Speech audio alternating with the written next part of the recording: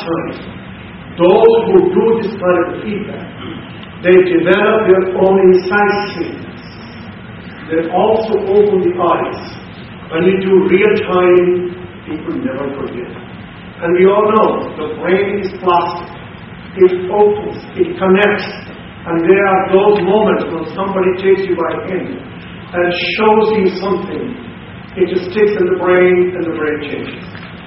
See in your company, are you passionate to develop people through these simple, powerful, enduring, simple things to go on. So that was the second item. The third item that I'm now putting in, and the third item is contrary to some of the practices people carry on. And that is the people development plan. I like you to simplify this. And we have now companies that do that. That starting right from the CEO, because development is everybody's job. And obsolescence is a terrible thing. Even the CEOs must grow, must change, must learn, because the global game is changing. And this is applying now from the boards in America to the CEOs as well. Some succeeds and don't. And that is each leader asking each of the subordinates, each of the direct reports, to have one single item for personal development for the following 12 months. Just one single item. I'll give you some categories of the items. One single item that in the next 12 months I like to grow, I like to develop, I like to improve. And then have a quarterly conversation on the progress on that item. People don't grow in 5,000 items. One requires incisiveness, go on. Here are the categories that I figure out most commonly, and they are not in order of importance. But you won't believe this is starting right from the CEOs, and most of my work in America is with the CEOs. Listening. Listening comes out as number one, that people need to improve. They all hear, but they don't listen. And listening is the key thing. The greatest skill of integrators is listening, because they can't integrate if we don't listen to diverse inputs, diverse ideas, and mold them to something very unique. So that was number one, listening. Communications. That is the recipient receiving what you intended to do. People cannot work together effectively without those two skills. These skills are crucial in the leadership. The third thing coming through is business acumen. Many people understand strategy, but they don't understand how the business makes money. And that's why it is businessman. Usually I teach people, I say, a street vendor is a businessman. Narrow scope, few variables, all information is there, but he doesn't go to coffee drinking offsites. And the large companies need to do. So how does the business coming out very, very important. And the last one is accurately assessing people. So I'm going to take you to that as the last point. You have the Apple, you have Amazon.com, and that's a company. By the way, I'm sure you have it here. How many actually have tasted Starbucks? Coffee. Good morning. You know what I'm talking about. Those things. Now, assessing people is a huge skill. It's teachable. It's a skill you can practice. It doesn't require a zillion years to do that. So when I take the people through, we talked about the skills of the CEO, next CEO of Apple. I had a chance because I had something to do in bringing him back to the company. And I go to the board. One of the skills, I'm going to give you 4 or 5 sentences.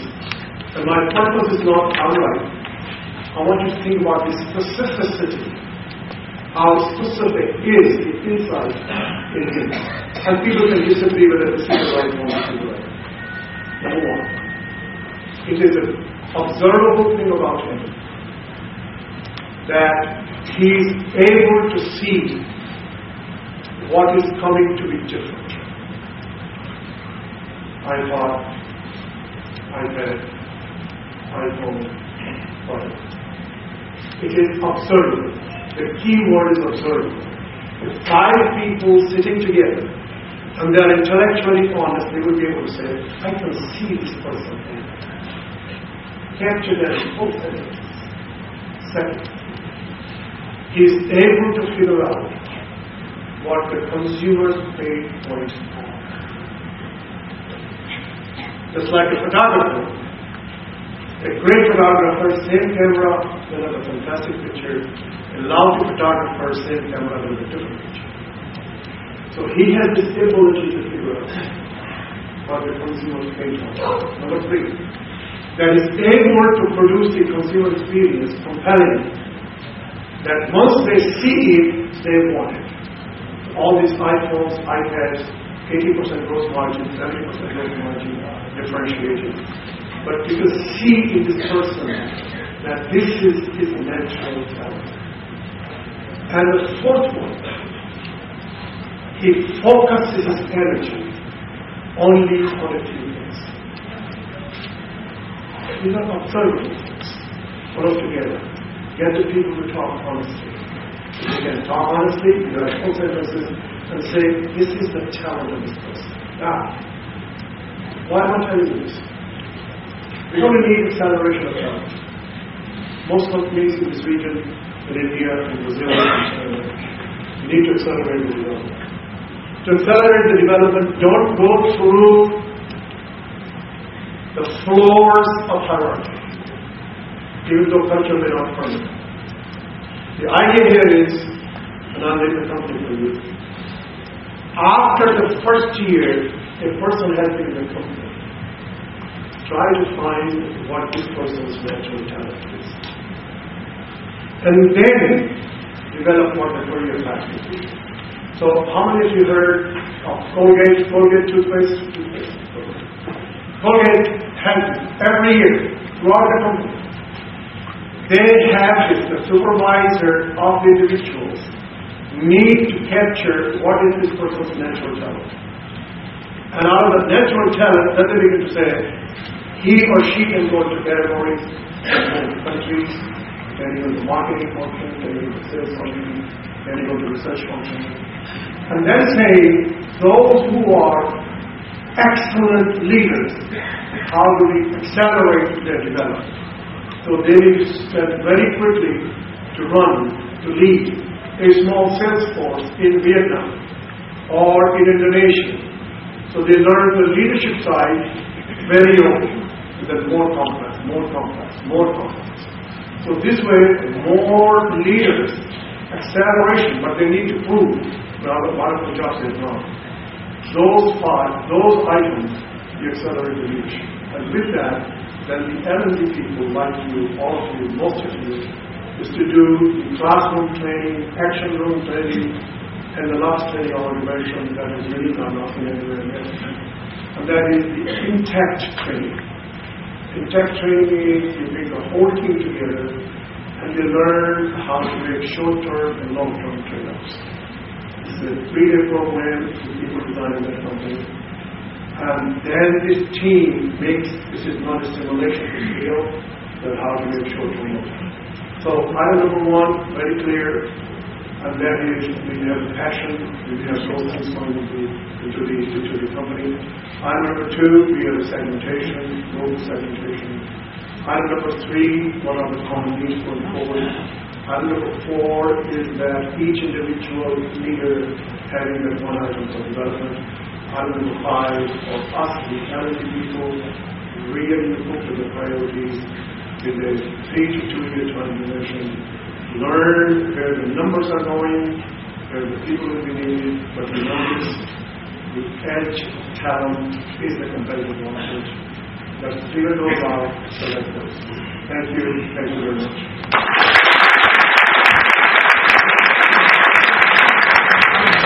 Mr. Sharan, for this very nice presentation. Thank you for speaking with the exact fact.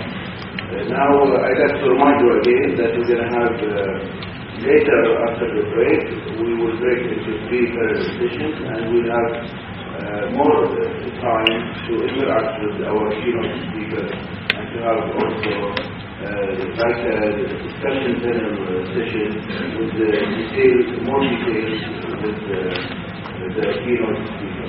I'd like now to present Mr. Bob Morton to give us his also short talk before the speaker.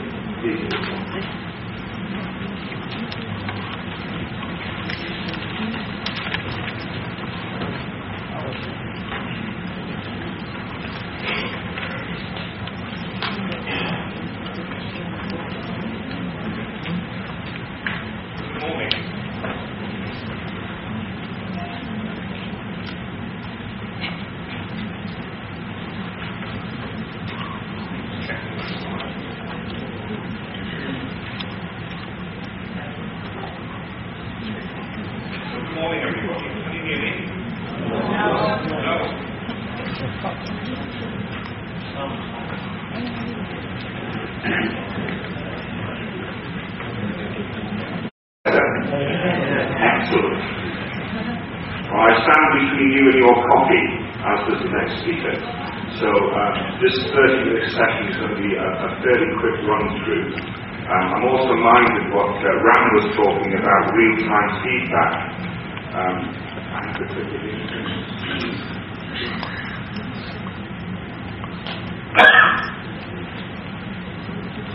Sorry, I was minded what Ram was saying about real-time feedback, because depending on this 30 minutes, and then how many people turn up after the tea break in my session, that is instant real-time feedback, is it not? So, it's really interesting. What I want to do in the next 30 minutes is share with you some research, some of the outputs from that research in next generation HR, and then after the break, for those people who'd like to join me, we can dip into that in much more detail and unravel some of the results that we got. But just let me give you a little bit of background first. My organisation is the Chartered Institute of Personnel Development, as well as IFTDO. We are members of IFTDO. We are based in the UK, but we actually have been doing a lot of work globally. As you can see, we have 135,000 members in about 120 countries around the world. And we're next year, in fact, celebrating our centenary as a professional institution. Over the last few years, we've developed what we call our HR profession map. And I'm not going to go into detail about this because we'll talk about this after the break. But this map, as Ram said, sort of followed rather a competency route, which is sort of areas of competence, the types of behaviours and the levels of expertise.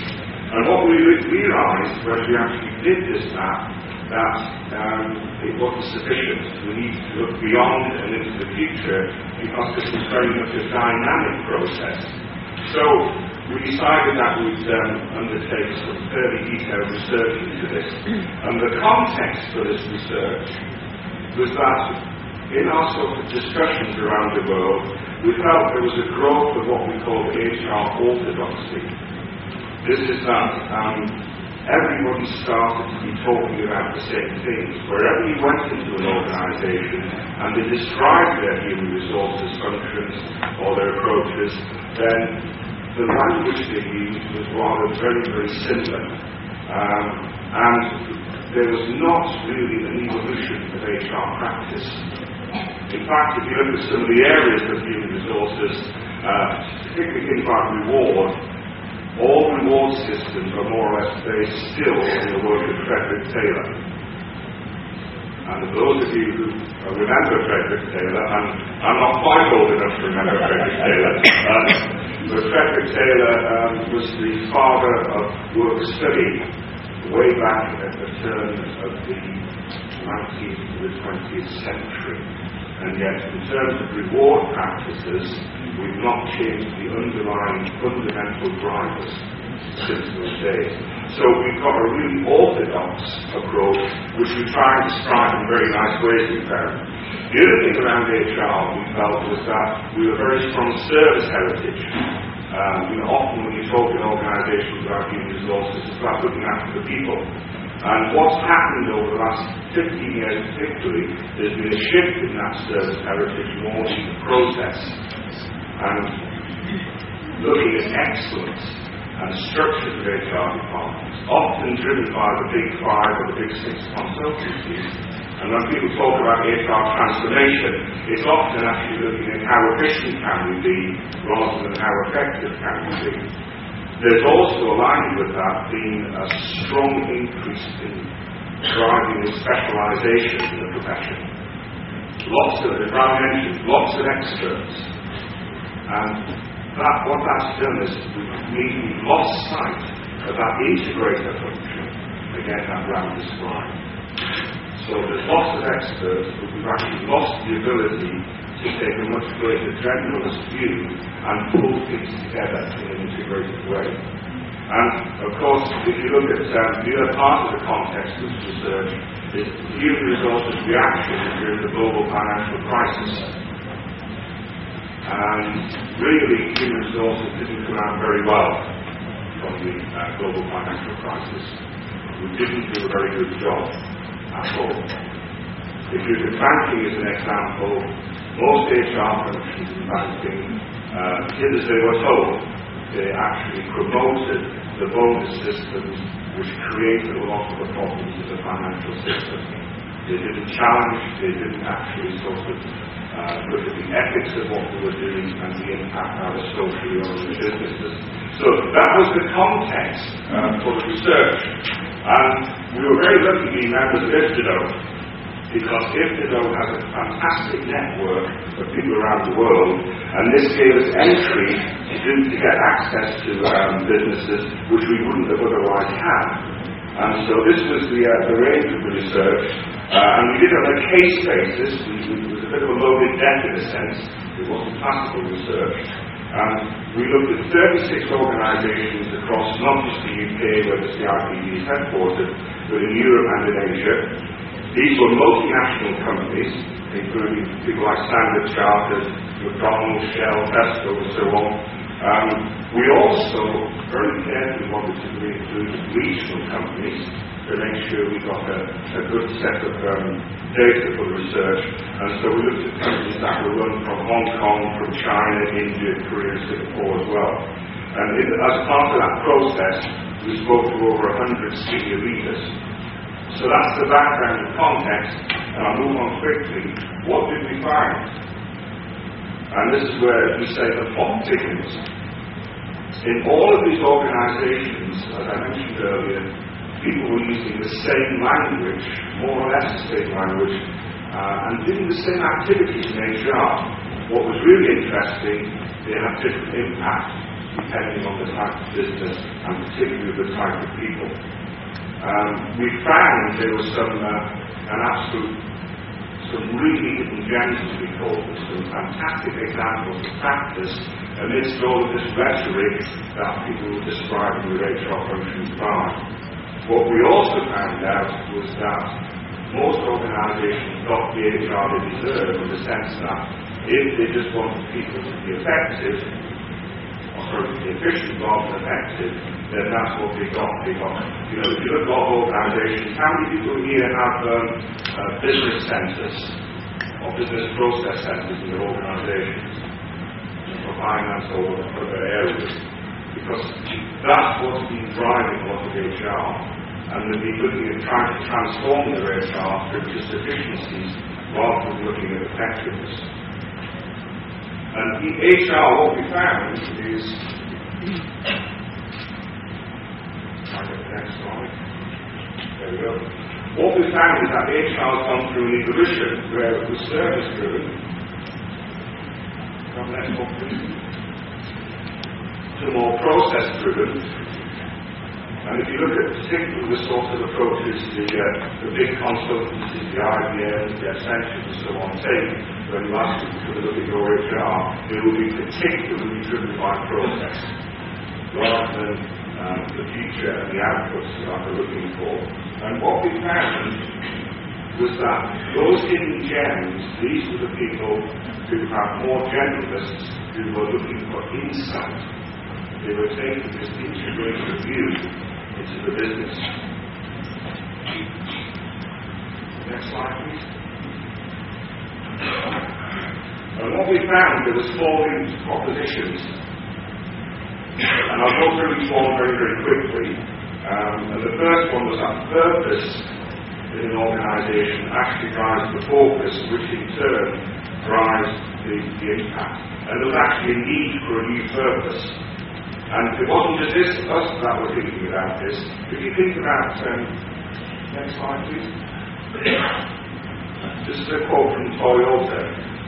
How many of you remember the problems Toyota have had around the world in the last 2 or 3 years in terms of product recalls, in terms of how they handle those recalls, which from a PR perspective was a really problematic issue for them. And what you can read this quotation here from the president of Toyota, the pursued growth over the speed at which we were able to develop our people and our organisation. And they should be sincerely mindful of that. He realised that really this was about developing the people, the talent, as Rand Paul said, rather than just the pursuit of growth. And HR has to think in those terms rather than just the terms of efficiency and so on. And the first proposition we had,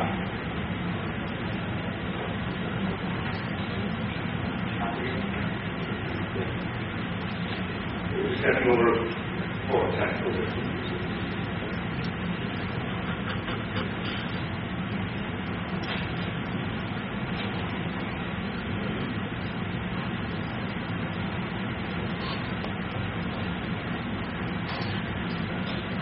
Sorry about this. Right, the first proposition we had out of the research was HR is actually in organisations to drive sustainable performance. We have a unique vantage point. We can gain insight across different parts of the organisation as long as we don't get too wrapped up in our specialisations and our areas of expertise. We found that we could make very particular contributions to the organisation, particularly because we can join together various insights from different parts of the business. So HR can actually drive performance. And it really is up to us where we decide to play in the organisation. HR operates all of this. There's a little pyramid here for you. Does HR just want to be involved with core people processes? Do we get involved with the culture and people aspects? Do we get really heavily involved with strategy? Or do we actually engage with shaping